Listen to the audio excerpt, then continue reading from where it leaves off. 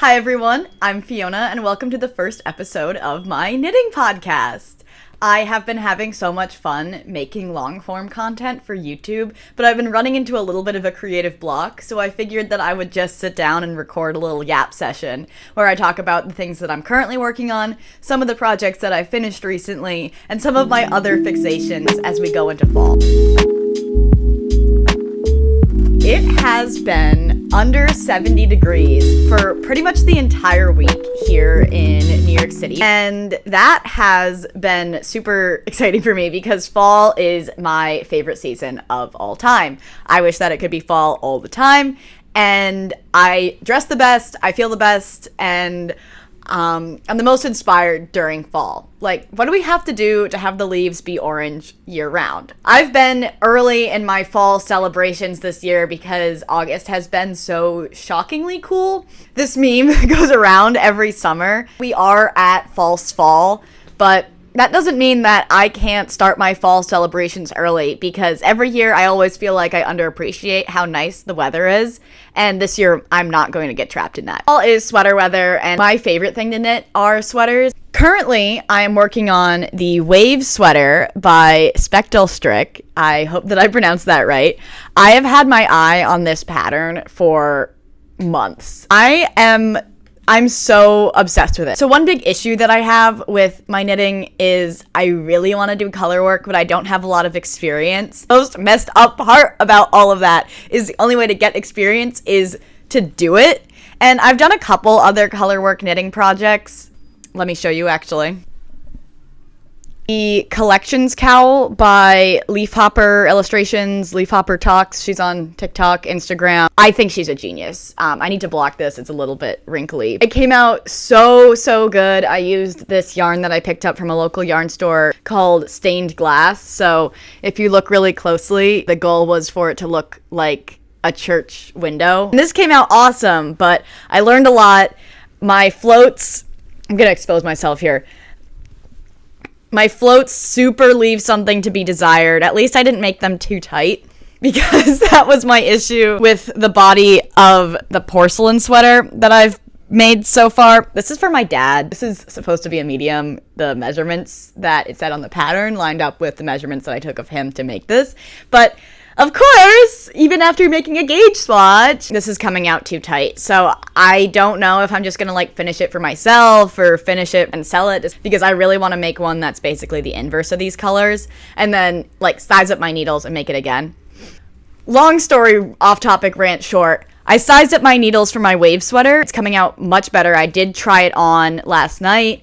It has been absolutely flying. I really enjoyed this color work pattern, and let me tell you about the yarn that I'm using for it. So the base of the sweater is knit in the colorway Local Coffee Chain, which was dyed by one of my Instagram friends through her indie dyeing company, Claws Out Yarn Co. She did a whole collection of Boston themed and inspired colorways.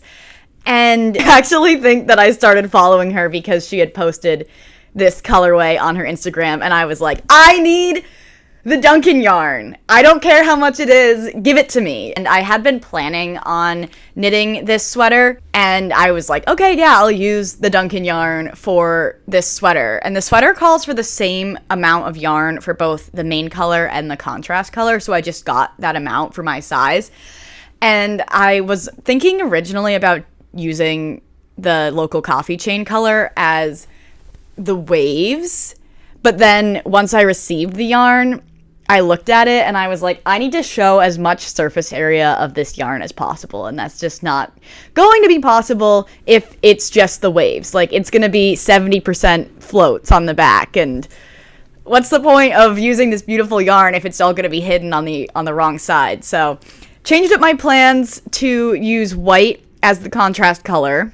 I picked up this worsted weight merino white yarn for the contrast color from the Brooklyn General Store. The people that worked there were super nice and helpful, and I walked in and said, hey, I need a white worsted weight merino, and she handed me this and convinced me to get the right amount that the pattern called for, which is always the right choice. I have this problem where I chronically underbuy yarn for projects, and we will actually get to that because I'll talk about it more, but This project has been flying. I love how it's coming out, and I'm planning on wearing it to Rhinebeck. I'm going with some of my other crafty friends. All this chatter about fall, I'm hopeful that it's going to be cool enough to wear this because a worsted weight wool sweater is going to be pretty warm, but we'll cross that bridge when we come to it. Okay, so now let's talk about my finished projects. I have been feeling like this hasn't been the most productive summer for me knitting-wise, but I really think that's because I've been working with fingering weight yarn on really tiny needles. So it takes a long time to work up a full human-length garment when the yarn and the needles are so small. It's just so many more rows per inch that you have to just work around and around and around and around in. And I don't really mind that too much when I'm working in stockinette, but I just lose interest so quickly, and I'm sure that's why most of my knits are crop tops. But hey, we're just gonna call that a stylistic choice. Anyway, my most recent finished garment is the Persephone tee by Queer Knits. This was a test knit. I'm kind of in my test knitter era, which I love. I've got a bit of an ego because I applied for a test knit and I didn't get selected, and I was like, ugh, I just really wanted to knit that sweater, so I guess I'll have to buy the pattern when it comes out. So I knit this shirt in Knitting for Olive pure silk in the color Dusty Artichoke. This is the yarn that the pattern suggested. I've been wanting to try out Knitting for Olive for a while. I really like the way that the silk feels. I still have to block it. It's pretty tight, and again, like, it's so cropped. Finished it in time to wear it to my boyfriend's gig at the Stone Pony, which was so fun! So I love to wear, you know, my hand knits to, like, a fun little event. I love the lace detail on the sleeves, and it's, you know, it's gonna be a closet staple for me. Now, speaking of garments that aren't closet staples, shall we say, I had purchased this lime green yarn to make a cardigan for my friend, and then I decided that I wanted to make my own. However, I ended up ordering sock weight yarn instead of DK, so I had this really fine yarn that wasn't really working out for the cardigan that I wanted to replicate, but it's Brat Summer, so why not knit a little tee like the one that Charlie XCX is wearing in her profile picture on Spotify. And then I can have like a little knit club tee, and I don't really go to the club, like that's not something that I do, but I love the way that it came out. It looks really good. It's the Tombow tee. Pattern is by Handmade by Florence. This is the second time I've made this pattern. Here is the first one that I made. I really should just be showing these on hangers. A note for the next podcast episode. Yes, so this is the first Tombow tee that I made. Then I made it again in Brat Green. Then I got these ridiculous clear shoes from the sample sale at my work. I was like, well, it's sock weight yarn, so that means I can make socks with it. The clear shoes show whatever your socks are. So I knit Brat socks. They're just like the most basic vanilla pattern that I downloaded for free off of Ravelry, like, you know, 64 stitches around and then like a simple heel flap. But I'm so pleased with myself. I've knit socks one other time. I bought these bamboo double-pointed needles to make socks with because I just had sock yarn in my stash, and it went fine. It was kind of a pain in the butt, and then I sat on one of the bamboo double-pointed needles and I broke it. So now I'm down to 4 double-pointed needles, and that's fine. I actually did knit one sock using the triangle now with one working needle to work around. It came out pretty good. This is also using that stained glass yarn that I got from CC's Wool. I am planning on making a second one, so that's in my upcoming projects section, technically. My cat has decided that this is her favorite thing to sleep on, which is cool for her. I'm glad that she has that. Anyway, so fed up with the double-pointed needles, I finally splurged and got the 9mm circular needles. And man, like, I felt like a 3D printer knitting these lime green Brat socks. I think that I knit one in 4 days, and then I had a full pair in a week. So I might be in my sock knitting era. We'll see. Okay, finally, as far as finished objects go, I finished my cloud blouse. I have been wanting to make a cloud blouse for a long time because I love like a high neckline. It's just like my favorite thing to wear. And I wanted to make it with this black sparkly mohair that I picked up.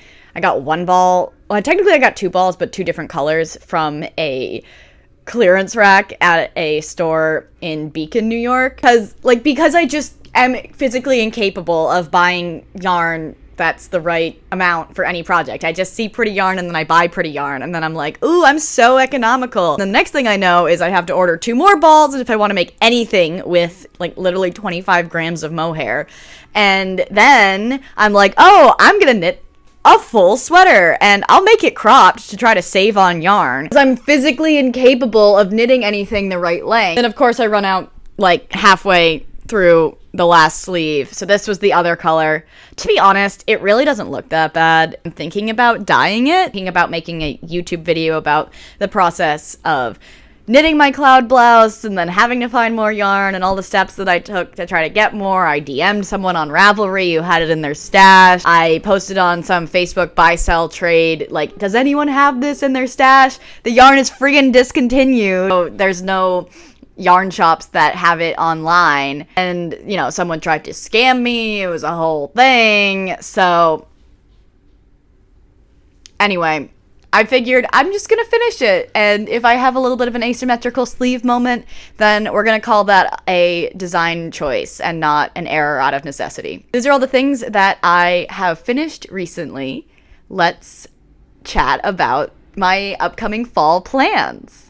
Okay, so working off what I have in my stash first, I picked up this Pearl So 100% Super Kid mohair, and it's a sweater quantity amount, so I have like 7 balls, I think. I have 50 times 7 grams of this yarn. I've been wanting to knit a cardigan because I feel like they're so in, you know. I want one that buttons up to the top and then like either I can wear like a cute little turtleneck under it, or you know, it can just be a layer for if it's ever too cold in the office or if I'm going out and I just need something to cover my shoulders. This color is kind of crazy, but I think I can make it work. Like, I think it's gonna be cool. So I've had my eye on the Fennel jacket by Handmade by Florence. She is kind of my favorite designer at the moment after knitting the Tombow tee and having such a good time with it. I think that her style is so classy and timeless. So I love the stuff that she makes, and I'm excited to try out another one of her patterns. Unfortunately, with cardigans, that means a lot of working in the flat. I'm a girl that loves to work in the round. I don't really like the purl much at all. And obviously the Fennel jacket has some texture, so we're gonna see what I end up deciding to do. But if you have any other fun cardigan suggestions, I accept the risks of the amount of working in the flat that I'll have to do, so let me know in the comments. I picked up this Sandness Garn Sunday light fingering weight yarn from someone destashing on Facebook. I actually also got a sweater quantity for this. Thinking about going to pick up some mohair so I can try actually holding something double. I've never done that before. I've never done it before because it feels really expensive and I am a knitter on a budget. Didn't want to have to buy 2 times the amount of yarn for one project, but right now it's feasible. I'm really excited about trying this out. I have had my eye on sweater number 29 by My Favorite Things Knitwear for a minute, but I'm just not sure if this green is gonna go with these cables. Still playing around with some ideas. I applied for another test knit that calls for this exact yarn. There's a lot that can change, and I am going to Rhinebeck, like I said, so who knows if I'm just gonna pick up more yarn and completely divert all my plans, because as much as I like to plan out my projects, knitting is supposed to be fun, and it's my hobby, and I don't want to do anything that doesn't bring me joy. I don't get paid to do this, so why should I do anything that I'm not having fun doing? That's my thought on some of my fall knitting plans. Just because of the way that I have been absolutely tearing through the wave sweater, I'm a little bit excited about the amount of productivity that I can achieve. I kind of want to do a bulky weight sweater. I have the Arctic Sweater Light pattern in my library, and I just want to do something with bigger needles. Like, please, anything larger than a 3mm is gonna feel like absolute luxury to me. I think that's why the wave sweater has been moving so quickly, is because I'm knitting it on 5mm, which is like huge.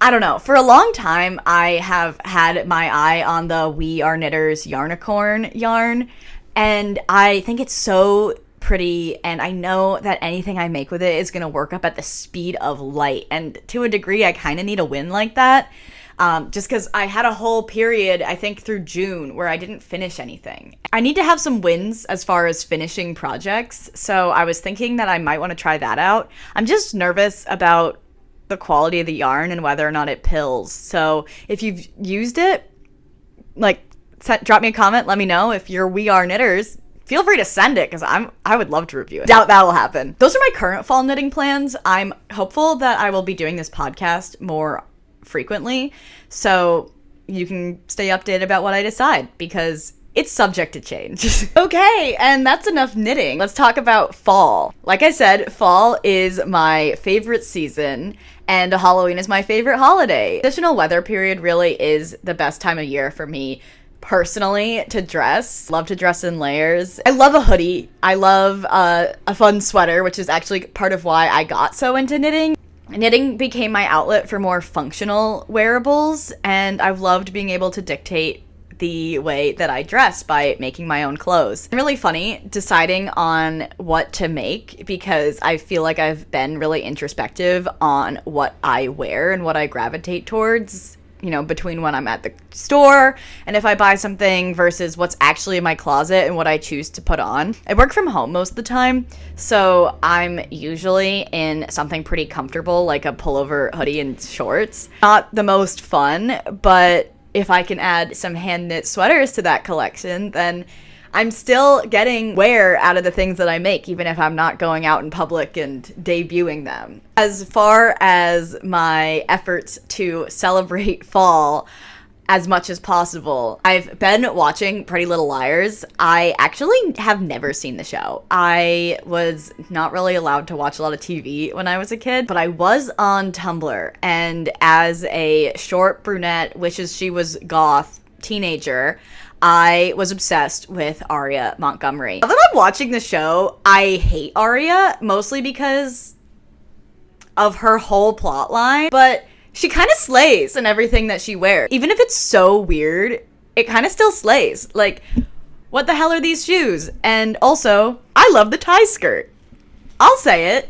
And, like, the fashion in that show, in so many ways, has influenced the way that I dress and the way that I wanted to dress through high school. And it's been so funny to kind of experience the show from the lens of being now 26 and not 13 when I was looking at it on Tumblr. Can't dress like that in high school.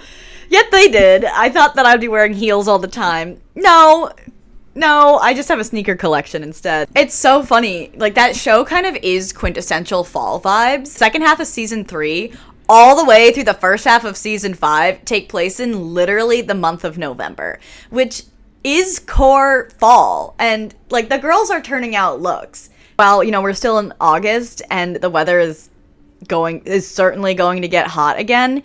It's been really fun to look at what they're wearing. How did this influence the way that I wanted to dress when I was younger, and how does this still subconsciously influence the way that I want to dress now as an adult? Now I have the money and the time to actually invest in my wardrobe, and is there any ways for me to hand make something that's inspired by the fashion on the show and get to live out my little high school dreams of being a cool fashion girly?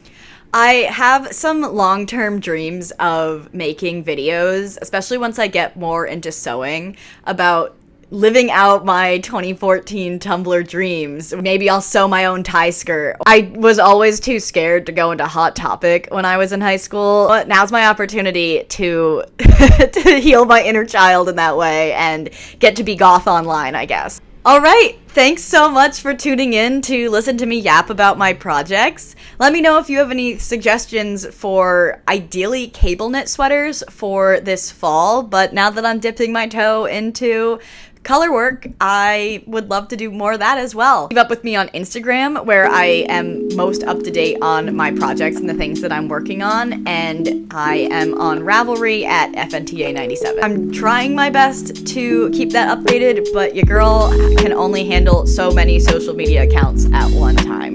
Thanks so much for watching. Subscribe if you enjoyed my content, and I will catch you again soon. Bye!